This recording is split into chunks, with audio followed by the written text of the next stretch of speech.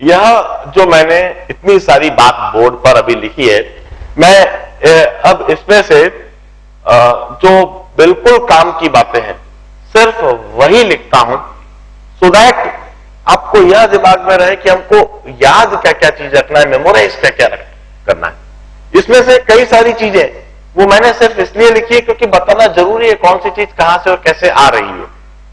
मगर यह जरूरी नहीं कि हम सारी चीजों को देखते रहे और सारी चीजों को देखकर उनको दिमाग में रखने के चक्कर में पूरे कंफ्यूज होते जाएं। हम तो सिर्फ काम की बात याद रखते हैं। मैं अब सिर्फ काम की बात लिख देता हूं जो आपको डेफिनेटली अलग से जरूर लिख देना चाहिए। मैं कहता हूं इस जगह पर कोई सोर्स S1 है और इस जगह पर कोई सोर्स S2 है। सोर्स S1 से वेव्स जनरेट होती हैं और सोर्स S2 से भी वेव्स जनरेट होती हैं।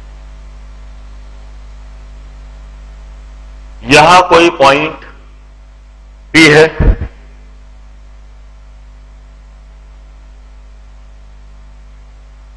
सोर्स S1 से जनरेट होने वाली वेव पॉइंट P तक पहुंचती है x1 की दूरी तय करके। सोर्स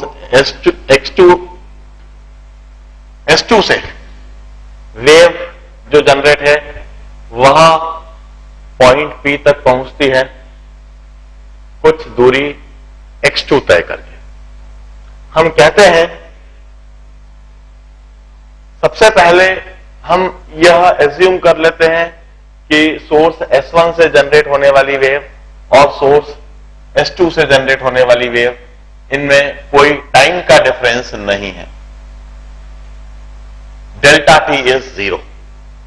डेल्टा T इज 0 का मतलब क्या है कि सोर्स S1 और सोर्स S2 दोनों जगह से जो वेव जनरेट होना चालू हुई सेम टाइम पर जनरेट होना चालू हुई।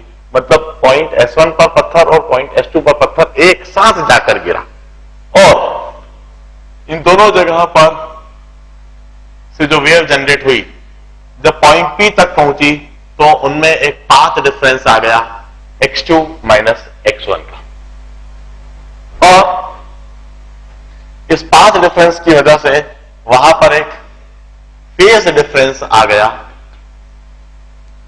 जो कि है 2 pi by lambda into path difference, जिसको हम डिनोट कर दें डेल से। फिर हम कहते हैं सोर्स S1 की वजह से जो वेव है वह है y1 which is equal to A1 sine omega t, और सोर्स S2 की वजह से जो वेव है that is y2 that is A2 sine omega t plus del. अब इसके बाद जो मैंने पॉइंट लिखा साथ में जो लिखा कि intensity due to source S1 is directly proportional to A1 square and intensity due to source S2 is directly proportional to A2 square. इसका कोई बेसिस नहीं। द बेसिस इज जो हाइजन ने एज्यूम कर लिया था that energy associated with wave is directly proportional to square of amplitude. Intensity associated with wave is directly proportional to square of amplitude. Although मैं पहले ही बता चुका हूं कि ये गलत कंसेप्ट है। मैकेनिकल वेव्स के केस में तो ठीक है, मगर लाइट के वेव्स के केस में ऐसा नहीं होता है। मगर फिर भी चूंकि हाइजन ने ऐसा कहा था इसलिए हम समझ रहे हैं। ऑल्दो एनी अभी तो मैकेनिकल वेव्स के बारे में ही देख रहे हैं, इसलिए बात हम इसी तरह से लिखते हैं। हम देखते हैं कि किसी भी वेव के साथ में जो एनर्जी या इंटेंसिटी जो ट्रेवल करती है वो किसी भी जगह पर वो directly proportional to square of amplitude होती है। अब हम कहते हैं कि at P y is equal to y1 plus y2, और फिर हम कहते हैं कि यह जो y है it can be written as y1 plus y2। जब हम करेंगे तो यह a sine omega t plus beta हो जाता है, और इधर हम कहते हैं intensity is directly proportional to amplitude. अब इधर मैं बिल्कुल साफ बता दूं, बीटा के लिए जो एक्सप्रेशन है, जो tan बीटा का एक्सप्रेशन है, वह पूरी तरह से अनुपयोगी है, यूजलेस है। पूरे चैप्टर में हम शायद ही कहीं उसका कोई काम लेते हैं, कोई उपयोग लेते हैं। लिख जरूर लीजिए इसके पहले वाले आर्टिकल में, मगर इधर मत लिखिए, कहीं पर भी इस्तेमाल नहीं आएगा। हमको खासकर इस्तेमाल जो आता है यह एम्पलीट्यूड का एक्सप्रेशन जरूर आता है। हम कहते हैं square of amplitude is a1 square plus a2 square plus 2a1 a2 cos z। और इंटेंसिटी का एक्सप्रेशन भी काफी उपयोगी है। Intensity is i1 plus i2 plus 2 times under root of i1 i2 cos del।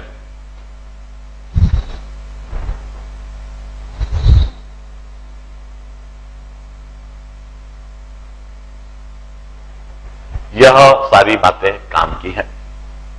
अब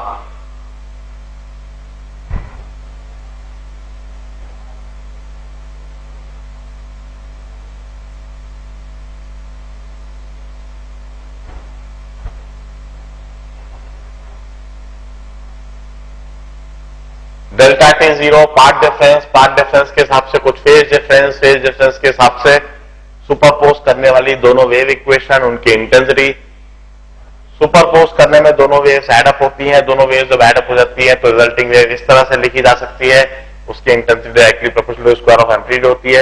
एम्पलीट्यूड इस तरह से लिख सकते हैं, इंटेंसिटी इस तरह से लिख सकते हैं। अब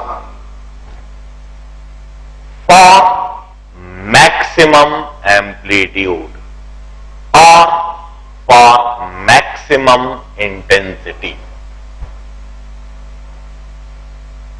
for maximum amplitude or for maximum intensity at P or for max intensity at P।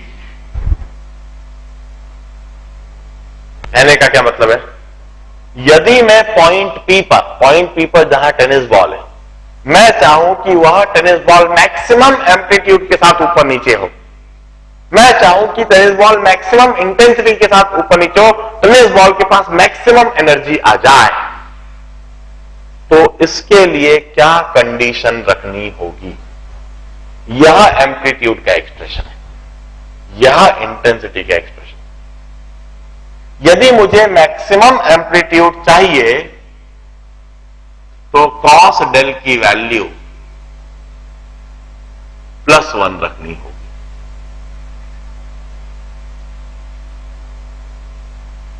यदि कॉस डेल की वैल्यू +1 हुई तो एम्पलीट्यूड मैक्सिमम होगा। अब कॉस डेल की वैल्यू +1 कब होती है?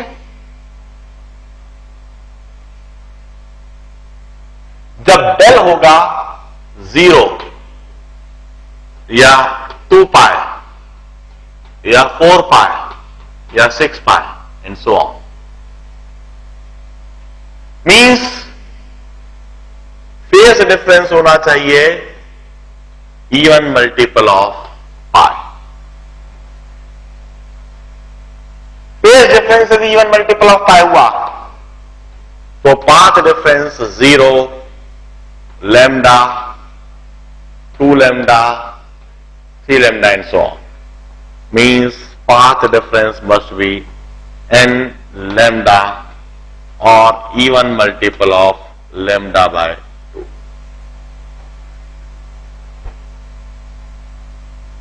It means यदि phase difference even multiple of pi हो, path difference even multiple of lambda by 2 हो, इट मीन्स मैक्सिमम एम्पलीट्यूड या मैक्सिमम इंटेंसिटी के लिए superposing waves must be in same phase. This is the condition of same phase. Same phase की condition देखिए जो हमने कल लिखी थी, सुपरपोजिंग waves must be in same phase। जो सुपरपोजिंग वेव्स है वह सेम फेज में होना चाहिए। ऐसी कंडीशन में जो मैक्सिमम एम्पलीट्यूड आएगा वह देखिए a1 square plus a2 square plus 2a1 a2 means that would be a1 plus a2, और जो मैक्सिमम इंटेंसिटी आएगी that would be under root of i1 plus under root of i2 whole square, and this situation is termed as constructive superposition। इस situation को हम कहते हैं constructive superposition. इसमें amplitude add up हो जाते हैं। किस तरह से जरा देखिए, ग्राफिकली मैं इस सिचुएशन को दिखाता हूं।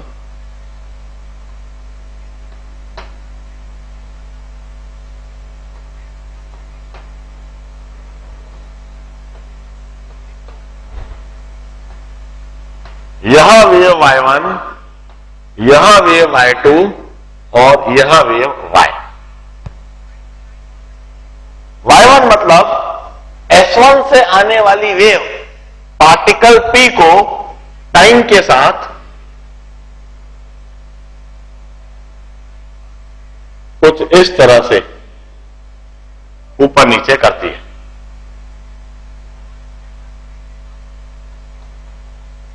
सोर्स S1 से आने वाली वेव टेनिस बॉल को टाइम के साथ कुछ इस तरह से ऊपर नीचे करती है। This is amplitude A1। अब ये तो सोर्स S1 से आने वाली वेव जो पॉइंट P तक पहुंचती है वो टेनिस बॉल को इस तरह से ऊपर नीचे ले जाती है। अब सोर्स S2 से आने वाली वेव वो यदि सेम फेज में हो, एम्पलीट्यूड भले ही A2 हो, सेम फेज में इस तरह से हो,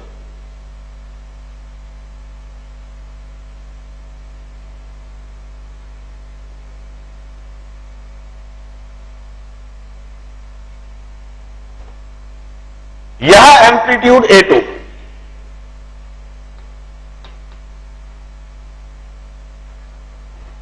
हम कहते हैं y1 और y2 सेम फेज में है। सेम फेज का क्या मतलब, जिस समय पर y1 की वजह से पार्टिकल मीन पोजीशन पर, उस समय पर y2 की वजह से भी पार्टिकल मीन पोजीशन पर।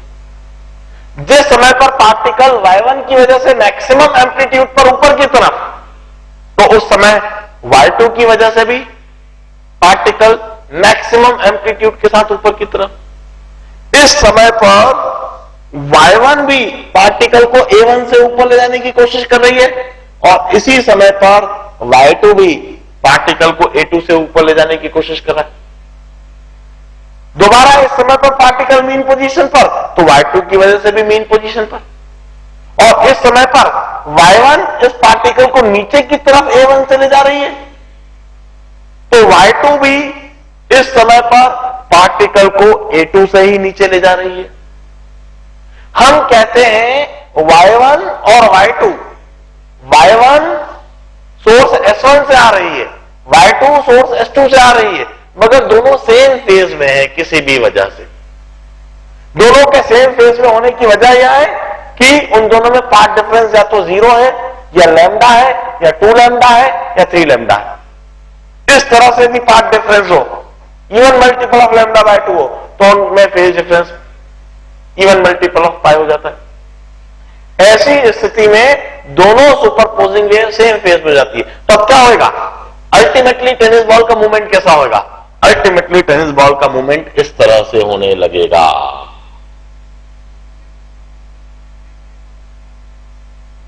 टेनिस बॉल का एम्पलीट्यूड हो जाएगा A1 plus A2, amplitude gets added up. इस समय पर टेनिस बॉल Y1 की वजह से A1 ऊपर जा रही है और Y2 की वजह से भी A2 ऊपर जा रही है। Tennis ball overall A1 plus A2 से ऊपर चली जाएगी। मैक्सिमम एम्पलीट्यूड हो जाएगा, the two amplitudes get added up, maximum intensity हो जाएगी, and that maximum intensity would be under root I1 plus under root I2 whole square. And this situation is termed as constructive superposition. In this situation tennis ball will have maximum energy, maximum intensity, maximum amplitude. उसके पास कुछ ज्यादा energy gather हो जाएगी, वहां tennis ball कुछ ज्यादा energy के साथ में ऊपर नीचे होने लगेगी। बड़े ध्यान से देखें, यदि हमें मैक्सिमम एम्पलीट्यूड चाहिए, यदि हमें मैक्सिमम इंटेंसिटी चाहिए, तो मैक्सिमम एम्पलीट्यूड और मैक्सिमम इंटेंसिटी के लिए हमने कॉस डेल की वैल्यू को 1 कर दिया।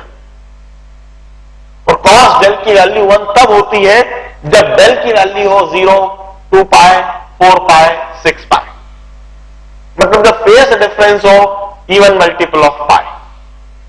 फेज डिफरेंस यदि इवन मल्टीपल ऑफ पाई हो तो इधर 2 एंड पाई रख दीजिए, तो 2 पाई कैंसिल हो जाएगा।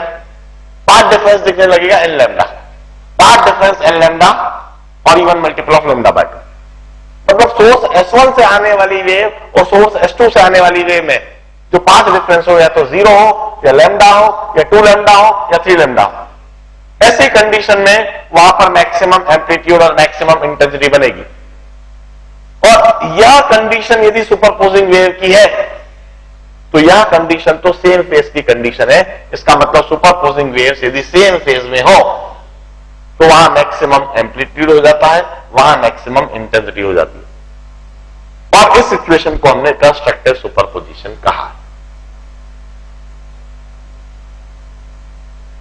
अब मैं दूसरी कंडीशन बताता हूं for minimum amplitude and minimum intensity. पहले इस चीज को एक बार ध्यान से देख लीजिए और नोट डाउन कर लीजिए। Now let's discuss the condition for minimum amplitude and minimum intensity. हाँ हाँ हाँ हाँ, फ्रिंज विड्थ, फ्रीक्वेंसी कभी भी नहीं। आप वही तो देखो, सुपर इंपोजिशन इसके पहले जो हमने डेरिवेशन करते ओमेगा ओमेगा, वो पूरा डेरिवेशन आप देखो। एक और बात जो ट्रिग्नोमेट्री मैंने y1 equal to a1 sine omega t और y2 equal to a2 sine omega t plus del. जब हमने a1, आप जो पूछ रहे हो कि जब यह सुपर इंपोजिशन हो रहा है, जो सवाल आया है मेरे पास मऊ से, मैं इस सवाल को पहले सभी के लिए दोहरा दूं। सवाल यह है कि जब इस तरह से दो वेव सुपर इंपोज होती है तो क्या उन सुपर इंपोजिंग वेव की सुपर इंपोजिशन के बाद फ्रीक्वेंसी में कोई फर्क आएगा? तो उसी चीज को देखने के लिए, उसी चीज का मैं सवाल का जवाब दे रहा हूं। उसके लिए आप जरा डेरिवेशन देखिए। मैंने y1 equal to a1 sine omega t और y2 equal to a2 sine omega t plus del, इन दोनों को ऐड कराया, y equal to y1 plus y2, और फिर वो जो ट्रिग्नोमेट्री मैंने अप्लाई करी, उस ट्रिग्नोमेट्री में अप्लाई करने के बाद मैंने अल्टीमेटली यह लिख दिया that this y is equal to a sine omega t plus beta. Beta के लिए एक एक्सप्रेशन लिख दिया, एम्पलीट्यूड के लिए यह एक्सप्रेशन लिखा हुआ है ओमेगा टी। यह ओमेगा टी बिल्कुल वही है जो y1 के लिए ओमेगा है, जो y2 के लिए ओमेगा है। मीन्स यदि सेम एंगुलर फ्रीक्वेंसी वाली वेव, सेम फ्रीक्वेंसी वाली वेव सुपर इंपोज करती है तो जो रिजल्टिंग वेव होगी उसकी फ्रीक्वेंसी भी वही होगी जो दोनों सुपर इंपोजिंग वेव की है। मतलब इस तरह के सुपर इंपोजिशन से वेव की फ्रीक्वेंसी पर या एंगुलर फ्रीक्वेंसी पर कोई फर्क नहीं है। और वही इधर हमें ग्राफिकली भी दिख रहा है। यह जो टाइम पीरियड, इसका भी वही टाइम पीरियड और रिजल्टिंग वेव का भी वही time period. Is that perfect? अब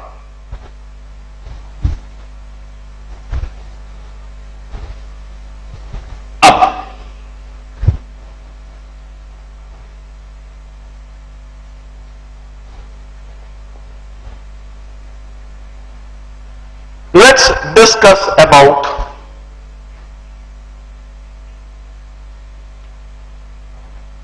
the condition for minimum intensity. For minimum amplitude or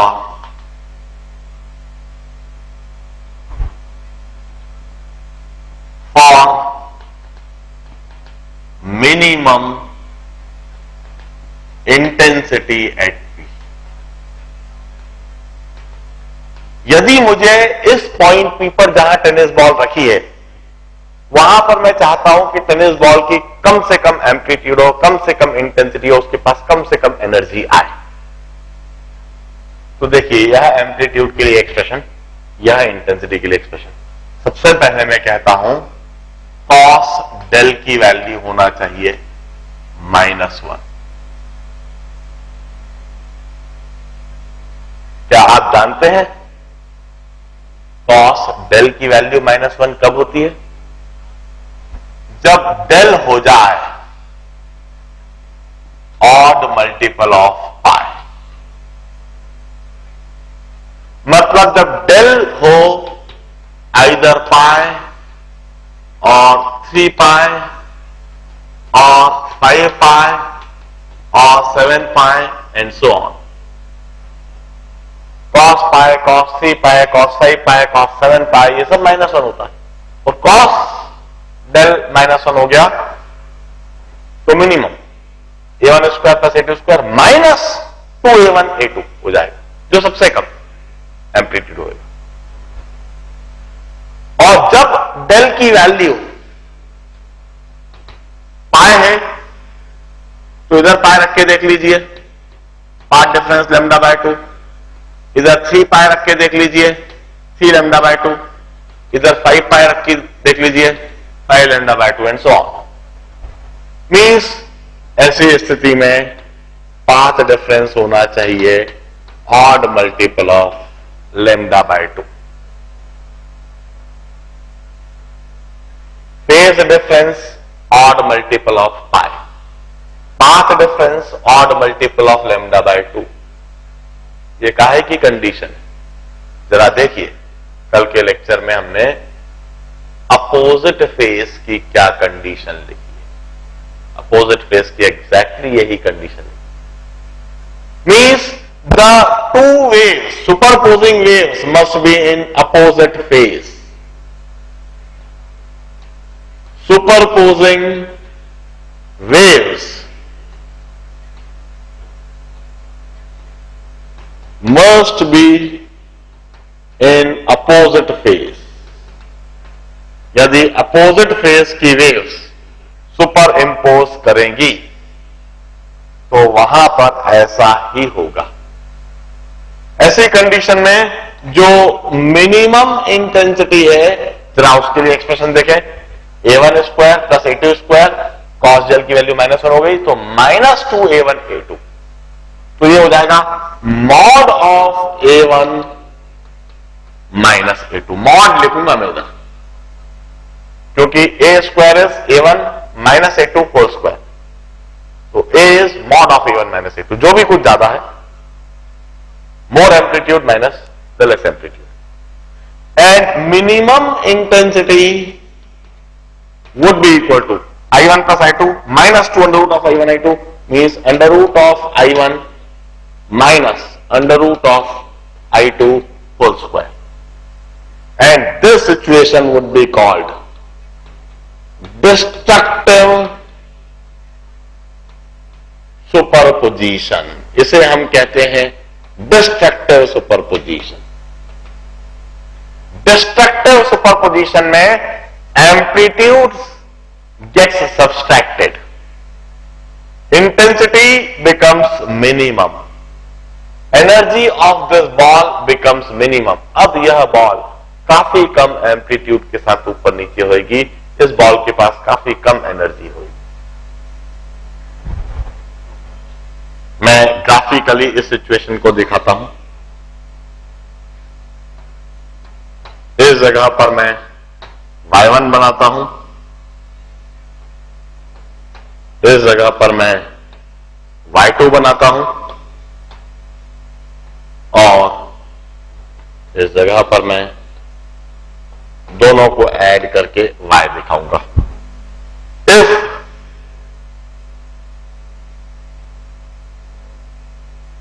this is y1, यहां y1 है. अब देखिए, मैं टाइम फ्रेम सेम करने के लिए, टाइम पीरियड सेम करने के लिए इस तरह से डॉटेड लाइंस बना देता हूं. अब y2 अपोजिट फेज में, y2 अपोजिट फेज में मतलब इस तरह से y2 अपोजिट फेज में, ये हो गया. y1 का एम्पलीट्यूड a1, y2 का एम्पलीट्यूड a2. जरा देखिए, मैं इनको अपोजिट फेज में क्यों बोल रहा हूं, क्योंकि इस समय पर y1 पार्टिकल 1 को a1 से ऊपर ले जाना चाहती है और इसी समय पर y2 पार्टिकल को नीचे ले जाना चाहती है. यह a1 से ऊपर ले जाने की कोशिश कर रही है और y2 उसको नीचे ले जाने की कोशिश कर रही है. मतलब सोर्स S1 से आने वाली वेव टेनिस बॉल को ऊपर उठाने की कोशिश कर रही है, तो सोर्स S2 से आने वाली वेव टेनिस बॉल को नीचे झुकाने की कोशिश कर रही है. ओवरऑल टेनिस बॉल का क्या होगा? ओवरऑल टेनिस बॉल अभी भी वेव तो इसी तरह की दिखाएगी, मगर अब उसका एम्पलीट्यूड दिखेगा a1 minus a2. This is the situation of destructive superposition. इस केस में टेनिस बॉल के पास सबसे कम एनर्जी है, सबसे कम इंटेंसिटी है, मिनिमम इंटेंसिटी है, मिनिमम एम्पलीट्यूड है. ऐसा हमेशा तब हो रहा है जब सुपरपोजिंग वेव अपोजिट फेज में है.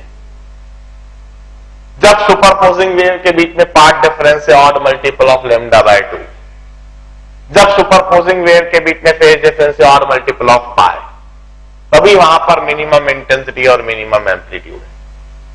अब जरा सोचिए,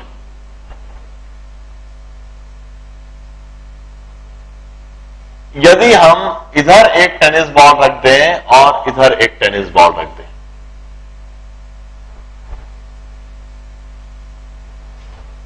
दोनों टेनिस बॉल की पोजीशन में फर्क, दोनों पास पास में रखी हुई है.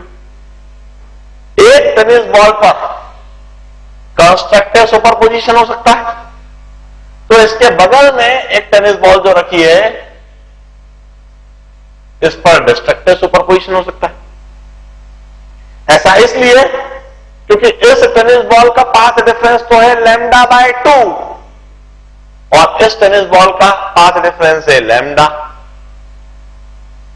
इस टेनिस बॉल का पाथ डिफरेंस लैम्डा बाय 2 होने से इधर डिस्ट्रक्टिव सुपरपोजिशन हुआ और इस टेनिस बॉल का पाथ डिफरेंस लैम्डा होने से इधर कंस्ट्रक्टिव सुपरपोजिशन हुआ.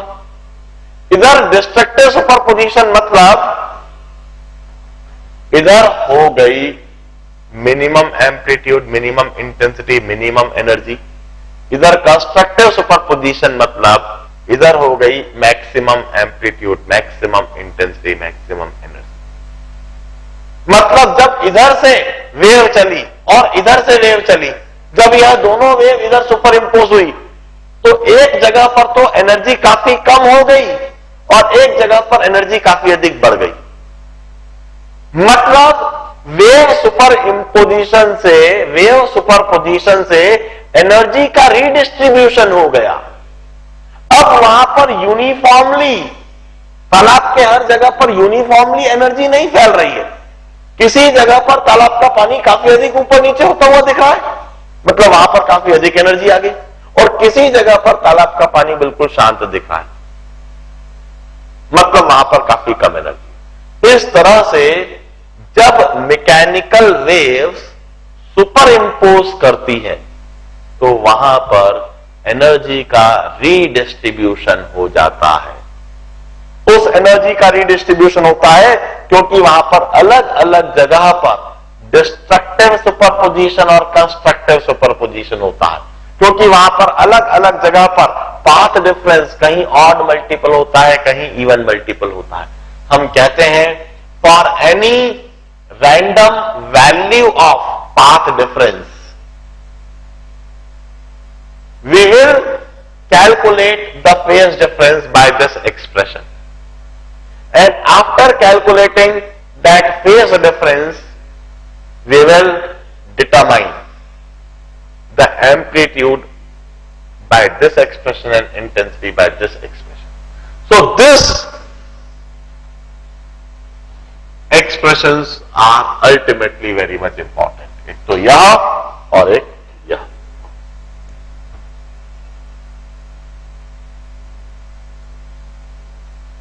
ध्यान से इसे नोट डाउन कीजिए। Now this is about the relevant concept of waves. यह वेव्स के वह रेलेवेंट कंसेप्ट थे जो हमें अब आगे वेव ऑप्टिक्स चैप्टर को पढ़ने में खास मदद करेंगे। इसी के साथ खास जो मुझको वेव्स के बारे में बताना है वो मैं यहीं पर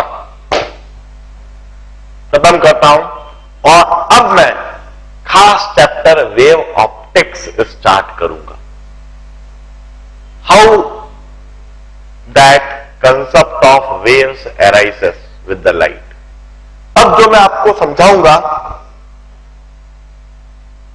सबसे पहले तो मैं वह कंसेप्ट इंट्रोड्यूस करूंगा जो 1895 में वेव थ्योरी में ऐड करे गए थे। जैसा कि हम जानते हैं कि हाइजन की वेव थ्योरी वो रेडिली एक्सेप्टेबल नहीं थी, क्योंकि हाइजन की वेव थ्योरी में कुछ बड़े अटपटे से कंसेप्ट डले हुए थे। लुमिनिफरस ईथर, वो कंसेप्ट कभी किसी को समझ में नहीं आया था।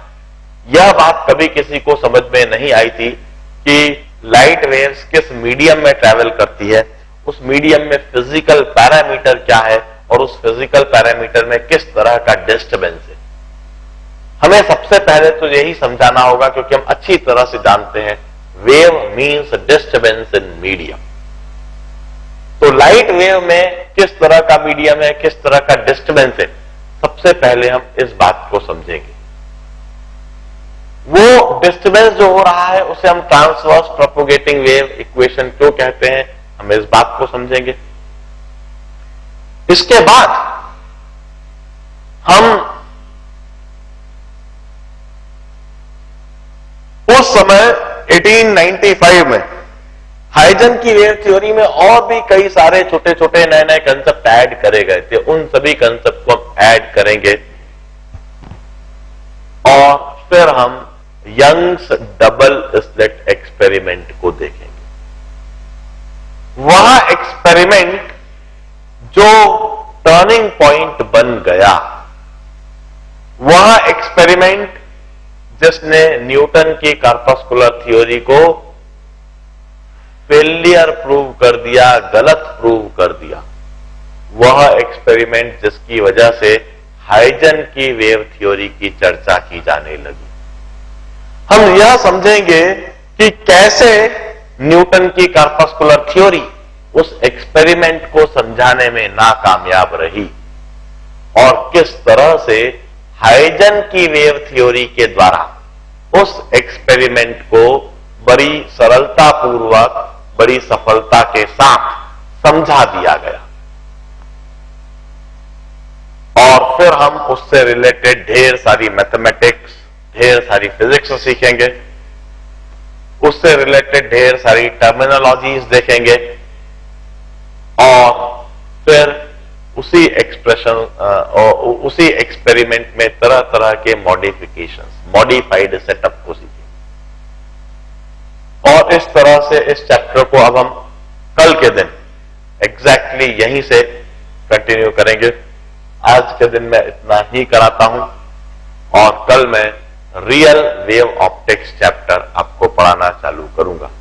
आज के दिन इतना ही कराता हूं। Goodbye, good night. हाँ हाँ हाँ हाँ बोलो।